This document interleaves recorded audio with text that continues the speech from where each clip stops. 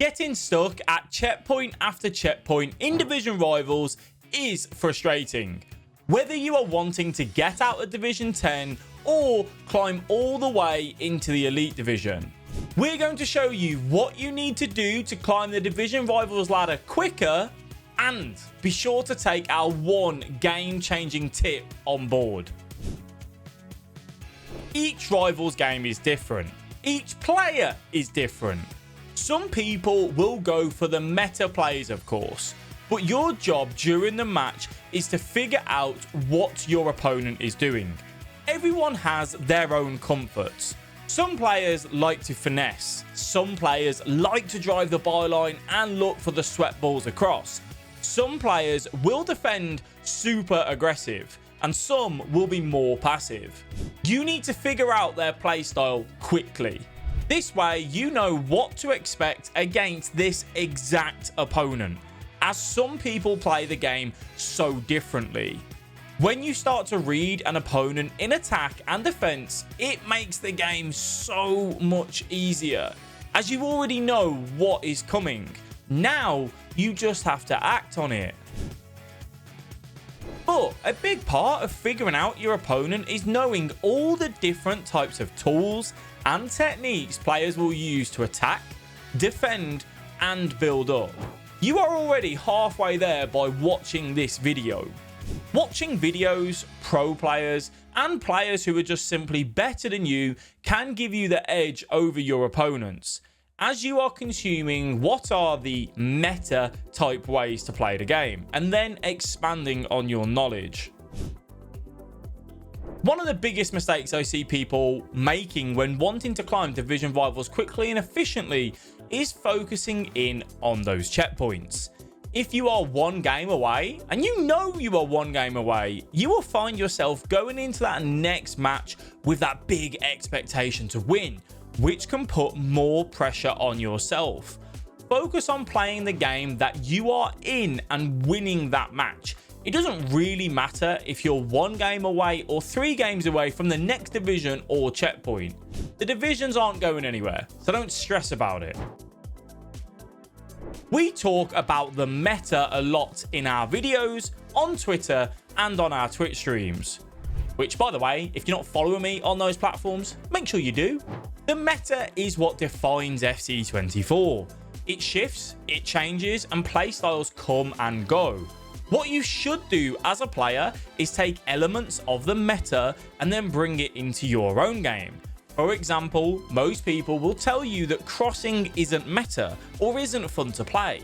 But if you are like me and you love to whip the ball into the box when a chance arises, then do it. Have fun elements in your game and meta elements, and in that way you have a good balance, which will then in turn lead to a successful gameplay. Defending is at its hardest on FC24. People are really struggling to jockey, track runners, and make strong tackles.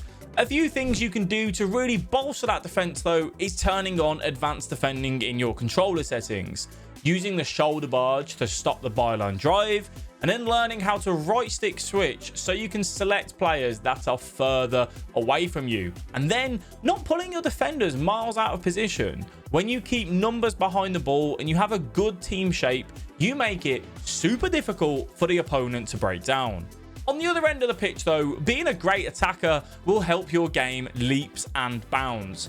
Learning how to green time finish to ensure you find the back of the net more often will help. But then, to take it to a next level, you can figure out how to use precision shooting as you get higher through the divisions and then see your shots reach corners that you just simply would not reach before. And then overall, just having a balanced attack. If you can skill, pass a move, trigger runners, use tools like the player lock and creative runs in your game, you will just win more games naturally. Now, a game-changing tip that I think everyone can resonate with. If you find yourselves losing the ball almost instantly after receiving the touch, then do this. When you are about to receive the ball, aim your left stick in the direction you want to receive the ball to take the touch away from the opponent. This way, you can then face up and carry on that attack. Too many times people lose the ball when wanting to turn and face into the opponent. The reason this will help you climb division rivals is purely the fact that when you have the ball more, your ball retention will increase, and then your percentage of creating a shooting opportunity will increase as well, because you have the ball more. So don't miss out on that one. It's a simple one, but it's massively helpful. I understand that FC24 can be quite addictive. It's easy to just go into the next game, and then the next game. The rival system is brutal. You can win 3 in a row, then the following day you can lose 5, and you've ended up going backwards. Obviously, checkpoints do help you from going back too far and sticking at that point. However, what about if you could create your own little checkpoint? What I mean by this is agreeing on X amount of games in a session. This way you stop the tilt losses coming in over and over. The tilt losses being where you play loads of games where you're frustrated because you lost a game 7 games ago and it makes your gameplay worse. You might say, I am only playing 3 games, then I'm taking a break. I'm going to go on a walk. I'm going to go and do the dishes or whatever it is. Then you come back and you play 3 later, meaning the amount of games you will lose at most in one session is 3, instead of playing 6 to 7 and maybe losing 5 in a row. This little break you take means you can come back with a fresh mindset and enjoy the game that you are about to play. So FC24 can be frustrating, but don't let it ruin your day and mood. Something that so many people forget about is the ability to use substitutions in rivals.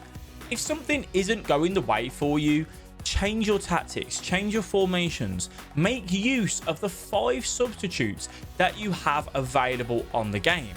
People do it in champs, but they just completely forget to do about it in rivals. And I purely think this is because there isn't a limit on the amount of rivals games that you can play. So you're thinking, well, if I lose this one, it doesn't really matter. I don't really care.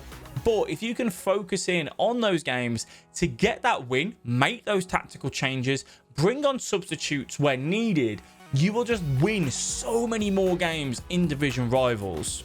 Ensuring that you have the game plans available for you to do that will help as well. What I mean by this is a tactic that you start the game with, a tactic that you might see out the game with, and then a tactic you need to maybe get back into the game, and one when you're losing 3-0 that you just have to switch to. We have plenty of tactics videos on the channel that obviously can help you out with all of them.